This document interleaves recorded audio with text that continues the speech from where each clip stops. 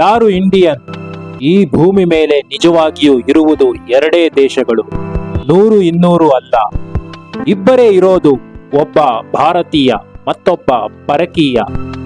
ಇವರಿಬ್ಬರ ನಡುವೆ ಇರೋದು ಕೇವಲ ಗಡಿ ಅಲ್ಲ, ಅದೊಂದು ಘನಘೋರ ರಣಚಂಡಿ ಪ್ರಪಾತ. ಅದರೊಳಗೆ ಬೀಳುವವನು ಬೀಳಿಸುವವನು ಇಬ್ಬರೇ ಇರೋದು, ನಿಜಕ್ಕೂ ಇಬ್ಬರೇ, ಮಿಕ್ಕೆಲ್ಲವೂ ಕಪೋ ಕಲ್ಪಿತ. ವೈರಲ್ ವಿಡಿಯೋ ಮಾಡೋ ಆಸೆ ನನಗಿಲ್ಲ.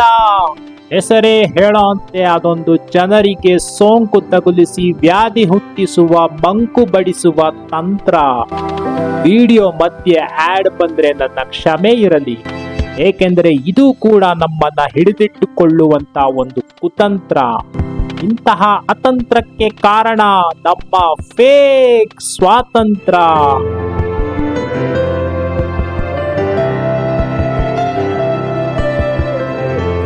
ಈ ವಿಡಿಯೋ ಕೇವಲ 100-200 ಜನರನ್ನು ತಲುಪಿದರೂ ಸಾಕು, ಅವರಿಗೆ ಆರೋಗ್ಯ ಸಿರಿಯನ್ನ, ಜ್ಞಾನದರ್ಶನವನ್ನ ಕೊಟ್ಟ ಸಾರ್ಥಕತೆ ನಮ್ಮ ಚಂದನ ಸಿರಿಗೆ ಸಿಗುತ್ತದೆ.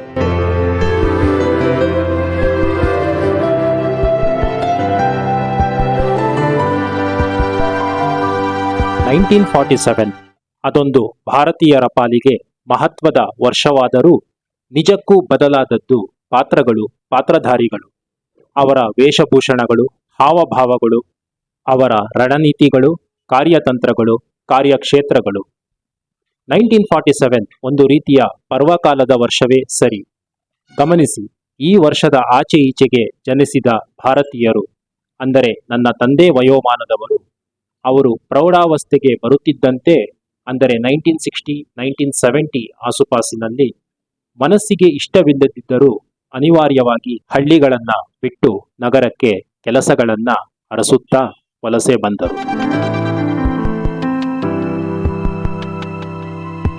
ತಮ್ಮ ಪ್ರಮುಖ ಕಸುಬಾದ ವ್ಯವಸಾಯವನ್ನ ಇನ್ನು ನಂಬಿ ಬದುಕುವುದು ದುಸ್ಸಾಧ್ಯವಾಯಿತು. ಏಕೆಂದರೆ ಆಗಾಗಲೇ ಜಾಗತಿಕ ತಾಪಮಾನದ ಏರುಪೇರಿನಿಂದ, ಜೊತೆಗೆ ಜನರ ಆಹಾರ ಜೀವನ ಶೈಲಿಗಳು ಬದಲಾಗಿ ಏನನ್ನ ಬೆಳೆಯಬೇಕು, ಏನನ್ನ ಬೆಳೆಯಬಾರದು ಎನ್ನುವ ಗೊಂದಲಗಳೇ ಎಲ್ಲರ ಮನೆಗಳಲ್ಲೂ ಮನಗಳಲ್ಲೂ ತುಂಬಿ ಹೋಗಿತ್ತು.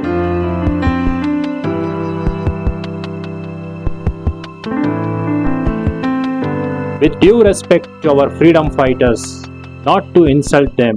ಫ್ರೀಡಮ್ ಬೇಕಾ, ತಗೊಳ್ರೋ ಅಂತ ಕೊಟ್ರು, ಆದ್ರೆ ದೂರದಿಂದನೇ ನಮ್ಮ ಲಗಾಮು ಹಿಡಿದ್ರು. ಇದೊಂದು ವ್ಯವಸ್ಥಿತ ಪಿತೂರಿಯೂ ಇರಬಹುದು.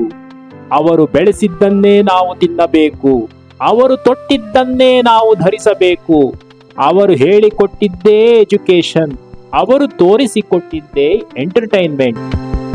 ಟೇಸ್ಟ್ ಬೇಕಾ, ನಾನು ಕೊಡೋ ಜಂಕ್ ಫುಡ್ ತಿನ್ನು. ಕಿಕ್ ಬೇಕಾ, ನಾನು ತಯಾರಿಸೋ ಹೆಂಡ ಕುಡಿ. ಕಕ್ಕಿಕೊಂಡು ಸಾಯ್ತಾ ಇದೆಯಾ, ನಾನು ಕೊಡೋ ಮಾತ್ರೆನೇ ನುಂಗು. ಊರಲ್ಲಿ ನಿನ್ನ ಜಮೀನ್ ಮಾರ್ಬಿಟ್ ಬಾ, ಲಕ್ಸುರಿ ಅಪಾರ್ಟ್ಮೆಂಟ್ ನಲ್ಲಿ ಫ್ಲಾಟ್ ಸಿಗುತ್ತೆ, ಕೊಂಡ್ಕೋ. ಲೋನ್ ಕೊಡ್ತೀನಿ ಬಾ, ನಿನ್ನ ಮಗನಿಗೆ ಇಂಟರ್ನ್ಯಾಷನಲ್ ಕಾನ್ವೆಂಟ್ಗೆ ಕಳಿಸಿ ಓದ್ಸು. ನಿನ್ನ ಮಗಳಿಗೆ ದೊಡ್ಡ ಚೌಲ್ಟ್ರಿಲೇ ಮದುವೆ ಮಾಡು. ಇನ್ಶೂರೆನ್ಸ್ ಕಟ್ಟು ಬಾ, ನಿನ್ನ ಮನೆಯಲ್ಲಿರೋ ಎಲ್ರಿಗೂ, ಅಲ್ಲಲ್ಲ ಎಲ್ಲ ಬಾಡಿಗಳಿಗೂ ಒಳ್ಳೆ ಹೈಟೆಕ್ ಹಾಸ್ಪಿಟಲ್ ನಲ್ಲಿ ಟ್ರೀಟ್ಮೆಂಟ್ ಕೊಡ್ಸು. ರೋಡ್ ಕಿತ್ತೋಗಿದ್ರು ಮನೆಗೊಂದು ಕಾರ್ ಬೇಕೇ ಬೇಕು, ಜಮಾಯಿಸು. ಕಸ ಎಲ್ಲಾ ಕಡೆ ಬಿಸಾಕು, ಆದ್ರೆ ನಿನ್ನ ಮಗು ಬರ್ತ್ಡೇ ಮಾತ್ರ ಗ್ರ್ಯಾಂಡ್ ಆಗಿ ಸೆಲೆಬ್ರೇಟ್ ಮಾಡು. ಯಾರನ್ನಾದ್ರೂ ಏಮಾರಿಸಿ ದುಡ್ಡು ತಗೊಂಡ್ ಬಾ. ಕ್ರಿಕೆಟ್ ನೋಡು, ಬೆಟ್ಟಿಂಗ್ ಆಡು. ಡ್ರಗ್ಸು ಬೇಕಾದ್ರೆ ಸಿಗುತ್ತೆ. ಪ್ರಪಂಚನ ಮರ್ತು ಬಿಡು. ಟ್ಯಾಕ್ಸ್ ಕಟ್ಟು, ಸರ್ಕಾರ ನಿನ್ನ ಕಾಪಾಡುತ್ತೆ. ಬ್ರೈಬ್ ಕೊಡು, ಪೊಲೀಸ್ ನಿನಗೆ ರಕ್ಷಣೆ ಕೊಡುತ್ತೆ. ಫೀಸ್ ಪೇ ಮಾಡು. ವಿದ್ಯೆ, ಮನರಂಜನೆ, ಆಹಾರ, ವಿಹಾರ, ಆರೋಗ್ಯ. ಅಷ್ಟೇ ಯಾಕೆ, ನಿಮ್ ಮನೆಗೆ ಊಟ ತಂದು ಬಿಸಾಕ್ತೀನಿ. ನಿನ್ನ ಮನೆ ಟಾಯ್ಲೆಟ್ ಕೂಡ ತೊಳಿಸ್ತೀನಿ. ಬಾಯಾರಿಕೆನಾ, ಕುಡಿಯಕ್ ನೀರ್ ಬೇಕಾ, ತಗೋ ವಾಟರ್ ಬಾಟಲ್. ಆದ್ರೆ ಅದಕ್ಕೂ ಇಡು ಇಲ್ಲಿ ರೊಕ್ಕ. ಎಸ್, ಒಬ್ಬ ಭಾರತೀಯ ಮತ್ತೊಬ್ಬ ಪರಕೀಯ, ಅವನ ಕೈಯಲ್ಲಿ ಇವನ ಜುಟ್ಟು. ಎಲ್ಲ ದೇಶಗಳಲ್ಲೂ ಇದೇ ಗೋಳುಂಟು. ಇದು ಸಹಾಯ ಹಸ್ತ ಅಲ್ಲ, ಕಪಿ ಮುಷ್ಟಿ. ಗ್ಲೋಬಲ್ ಧಮಾಕ.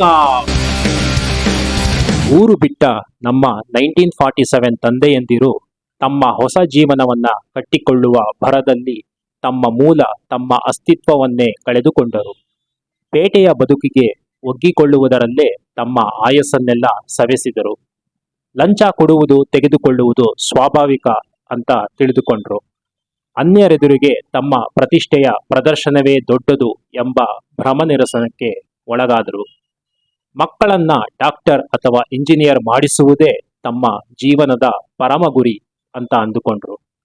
ಜೀವನ ಶೈಲಿ ಬದಲಾವಣೆಯಿಂದ ಹಲವಾರು ರೋಗಗಳಿಗೆ ತಮ್ಮ ದೇಹ ಆಹ್ವಾನಿಸಿಕೊಳ್ಳುವಂತೆ ಮಾಡಿಕೊಂಡರು. ಹೊರಗಡೆ ಮೈ ಮುರಿದು ಕೆಲಸ ಮಾಡುವ ಬದಲು ಒಳಗಡೆ ಮೈ ಮುದುರಿ ಕುಳಿತುಕೊಂಡು ಮಾಡುವ ಕೆಲಸಗಳು ಹುಟ್ಟಿಕೊಂಡವು. ಹಲವಾರು ಚಟಗಳಿಗೆ ಅವರಿಗೆ ಅರಿವೇ ಇಲ್ಲದಂತೆ ಅಂಟಿಕೊಂಡರು.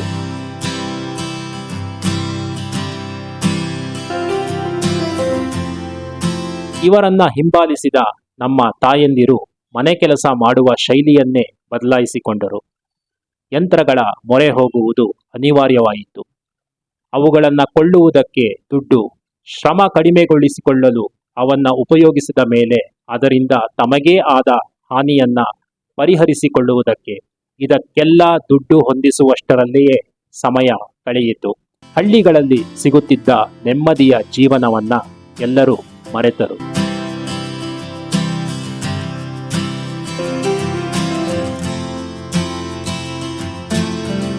ಇನ್ನ ಇವರ ವಾರಸದಾರರಾದ ಅಂದರೆ 1980, 1990 ಹಮ್ಮೀರರಾದ ನಾವುಗಳು ಮಾಡಿದ್ದಾದರೂ ಏನು? ನಮ್ಮ ಹಿಂದಿನ ತಲೆಮಾರಿಗೆ ಪೇಟೆ ಜೀವನ ಅನಿವಾರ್ಯತೆ, ಆದರೆ ನಮಗೆ ಅದೊಂದು ಹುಚ್ಚು ಆಕರ್ಷಣೆ. ಶೋಕಿ ಜೀವನಕ್ಕೆ ಎಲೆಕ್ಟ್ರಾನಿಕ್ ಗ್ಯಾಜೆಟ್ಗಳ ದಾಸರಾಗಿ ವೆಸ್ಟರ್ನ್ ಕಲ್ಚರ್ನ ಗುಲಾಮರಾಗಿ ಮೈ ಮರೆತಿದ್ದೇವೆ. ಹಾಗಾದರೆ ಮುಂದಿನ ಜನರೇಷನ್ನ ಗತಿಯೇನು? ಅವರು ಇದನ್ನ ಇನ್ನೆಲ್ಲಿಗೆ ಎತ್ತಿಕೊಂಡು ಹೋಗುತ್ತಾರೆ? ಹೌದು, ಈ ಟೆಕ್ನಾಲಜಿಗಳು, ಈ ಆವಿಷ್ಕಾರಗಳು ಎಲ್ಲವೂ ಬೇಕು. ಇವೆಲ್ಲವೂ ಈ ಮನುಷ್ಯನ ನಿರ್ಮಿತವೇ. ಯಾರು ಒಂದು ಒಳ್ಳೆಯ ಸೈಂಟಿಫಿಕ್ ಇನ್ವೆನ್ಷನ್ ಅನ್ನ ಒಂದು ಒಳ್ಳೆಯ ಉದ್ದೇಶಕ್ಕೆ ಕಂಡುಹಿಡಿದನೋ ಅವನಿಗೆ ನನ್ನ ಸಲಾಂ ನಿಜವಾಗಿಯೂ ಸಿಗುತ್ತದೆ. ಥಾಮಸ್ ಆಲ್ವಾ ಎಡಿಸನ್ ಎಲೆಕ್ಟ್ರಿಕ್ ಬಲ್ಬ್ ಕಂಡುಹಿಡಿದ. ಹೌದು, ಅವನನ್ನು ನಾನು ಭಾರತೀಯ ಎಂದೇ ಕರೆಯುತ್ತೇನೆ. ಆದರೆ ಎಲ್ಲಿಯವರೆಗೂ?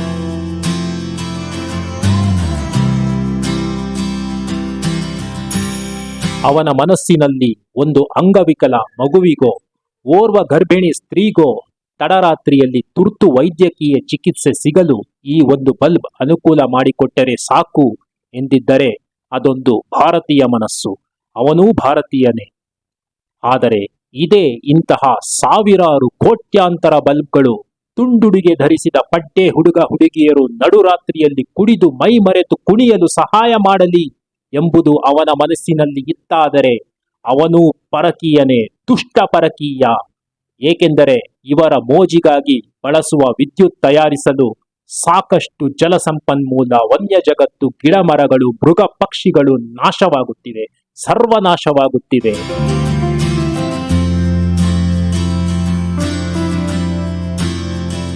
ಭಾರತೀಯ ಎಂಬುದರ ಪರಿಕಲ್ಪನೆಯೇ ಬದಲಾಗಬೇಕು.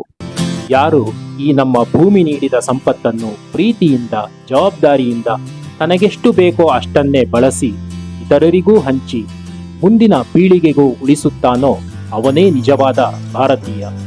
ಇಂತಹವನು ಅಮೆರಿಕಾದಲ್ಲೂ ಹುಟ್ಟಿ ಬೆಳೆದರೂ ಅವನೂ ನಮ್ಮ ಹೆಮ್ಮೆಯ ಭಾರತೀಯನೇ. ಮಾತುಜೆ ಸಲಾಂ ಅಂತ ಹೇಳಿಬಿಟ್ಟ ತಕ್ಷಣ ಯಾವನೂ ಭಾರತೀಯನಾಗಲು ಸಾಧ್ಯವಿಲ್ಲ. ಸಾಕಷ್ಟು ಪರಕೀಯರು ನಮ್ಮ ಸುತ್ತಲೂ ಇದ್ದಾರೆ.